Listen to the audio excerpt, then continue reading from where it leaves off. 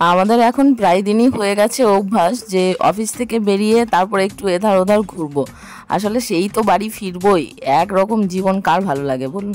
একটু মজা করব, একটু আনন্দ করব, তবে না জীবনটা ভালো লাগবে। তো ফাইনালি আমরা চলে এসেছি স্টাইল বাজারে, ভালোভাবে একটু শপিং টপিং করি। আর বৃষ্টি হচ্ছিল সারা দিন প্রায়, এখন তো হচ্ছেই, বর্ষাকাল একদম মানে যাচ্ছে তাই অবস্থা করে দিয়েছে। তো আমার দরকার ছিল কয়েকটা ওয়াইপস, তো দেখলাম যে এখানে অফারে দিচ্ছে, সেই কারণে একসাথে 3টে নিয়ে নিলাম। অনেক দিন চলে যাবে, অনেক দিন বলা ভুল, আমার মোটামুটি 1 মাসে 3-4টে ওয়াইপস লেগেই যায়, যেহেতু পুরো দিন বাইরে থাকি সেই কারণে ইউজ করতে হয়।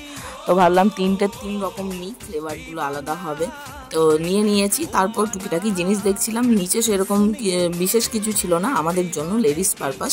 তো ওপরে চলে যাচ্ছিলাম, ওপরে গিয়ে আমি তো একদম হকচকিয়ে গেছি, এত কসমেটিক্স প্রোডাক্টস। আর মেয়েরা এই জিনিসগুলো সব থেকে আগে বেশি নজর দেয়, আমার বিশেষ করে, যে কসমেটিক্স প্রোডাক্ট সাথে জুয়েলারি। তো দেখতে গিয়ে দেখুন হাত লেগে আছে, ঠেকিয়ে রেখেছি, পড়ে গেলেই সব একদম শেষ।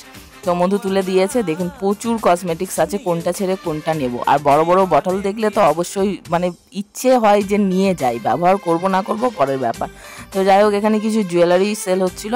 তো এখানে জুয়েলারিগুলোর প্রাইস এমন লেভেলের দেওয়া আছে না, মানে কি বলবো, যদি স্টাইল বাজার কেউ যান তাহলে অবশ্যই বুঝতে পারবেন।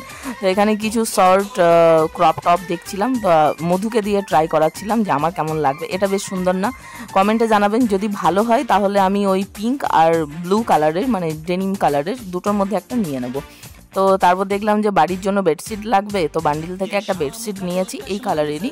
তো বেডশিট আর ওয়াইপস এত কিছু দেখে লাস্টে এই দুটো জিনিস নিয়ে তারপর ওখান থেকে বেরিয়েছি। অনেকটা সন্ধে হয়ে গেছে, বৃষ্টি এখন থেমে গেছে, সেই কারণে ছাতার দরকার পড়েনি, হাতের মধ্যে রেখেছিলাম, ব্যাগ পুরো ভারী হয়ে গেছে।